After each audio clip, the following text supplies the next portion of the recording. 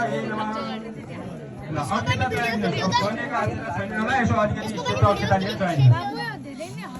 थोरै चामल सेतो अक्षता चाहिँ यसो तपाईँ गर्न अर्थात् चुनाबाट यहाँबाट चामल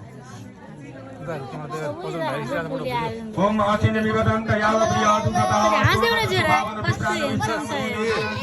यस्तो कर्म पनि गर्न राम्रो हो नि अनि तमक्ता ज्ञाना परमेश्वर हामी साम सदा शिवाय बड्डो भएर गर्छन् त्यस्तै पुष्पाञ्जलि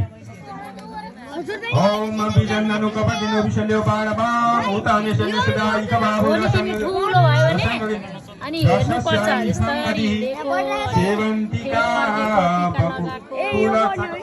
सेवन्तिका गुलटम पकपाडला देर पुन्नात जात करदि दशाल दोई बिलवा प्रभालत मेमोरी हुन्छ के गीतं तोषयामि जगदीश्वरं हे प्रसीद